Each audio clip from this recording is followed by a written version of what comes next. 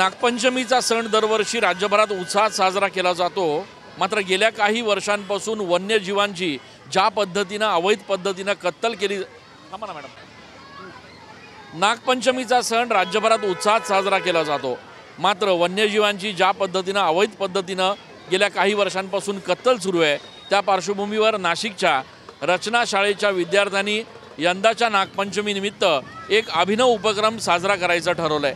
या सगळ्या विद्यार्थ्यांनी सापाच्या ज्या वेगवेगळ्या प्रजाती असतात त्यांचं रूप धारण केलेलं आहे आणि या सापांचं नेमकं वैशिष्ट्य काय, यांचा रंग कसा असतो, हे कुठे आढळतात आणि हे शेतकऱ्यांचे मित्र आहेत का शेतकऱ्यांचे शत्रू आहेत, याबाबत जनजागृती जी आहे ती या विद्यार्थ्यांकडून केली जाते।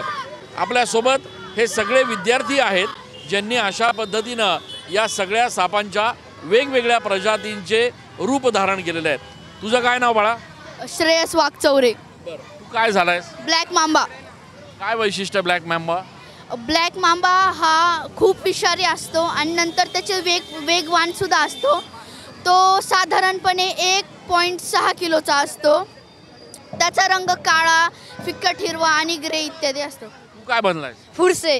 बरं, त्याचं काय वैशिष्ट्य? तो 90 ते 90 सेंटीमीटर पर्यंत असतो। तो 2 फुटाची लांब उडी घेऊ शकतो आणि त्याचा रंग, त्याच्यावर ठिपके वगैरे असतात आणि तो विषारी साप आहे।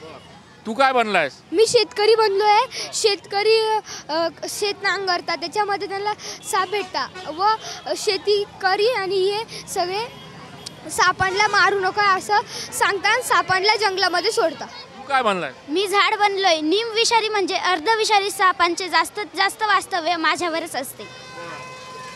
तुझं काय नाव बाळा? माझं नाव शिवम आहे। मी आहे ना सापांच्या मधून किंग कोब्रा बनलो आहे। बरं, काय असतो किंग कोब्रा? किंग कोब्रा आहे ना एक साप असतो आणि तो जंगलात राहतो। अशा पद्धतीने हे सगळे विद्यार्थी जे आहेत त्यांनी वेगवेगळ्या पद्धतीचे वेश परिधान केलेले आहेत आणि सापाच्या ज्या वेगवेगळ्या प्रजाती आहेत त्याबद्दल हे सगळे विद्यार्थी माहिती देत आहेत। तुझं काय नाव? माझं नाव यज्ञेश तुषार पाटील आहे। मी इथे किंग कोब्रा बनलेला आहे। किंग कोब्रा हा 18 किंवा 15 फुटाच्या लांबीचा असतो। तो आपल्या देशातला तो एकच आहे जो वाटी घालून राहतो। तुझं काय नाव? तू काय बनलायस? माझं नाव दक्षराज खोतकर। मी महादेव बनलेलो आहे। बरं, महादेवांची काय सूचना आहे? महादेवांचा काय आदेश आहे सगळ्यांना? साप मारायचं नाही, साप दूध पेत नाही, बस काय निसर्ग वाचवायचा आहे। हो। बरं, हे सगळे विद्यार्थी रचना विद्यालयाचे वेगवेगळी वेशभूषा परिधान करून आपल्यासमोर आलेले आहेत। मुली देखील याच्यामध्ये सहभागी झालेल्या आहेत।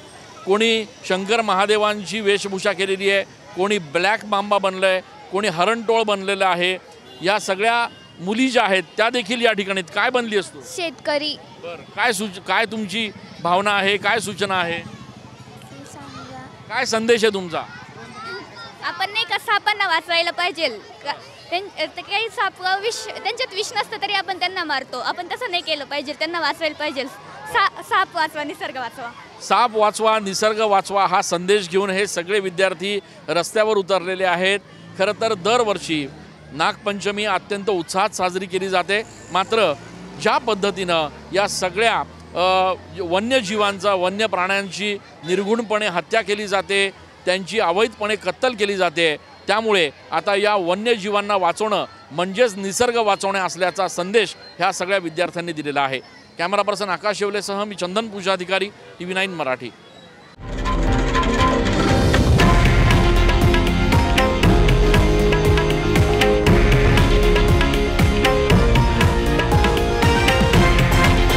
हे आहे देशातील नंबर 1 न्यूज नेटवर्क आणि आपण पाहत आहात TV9 मराठी, एकमेव।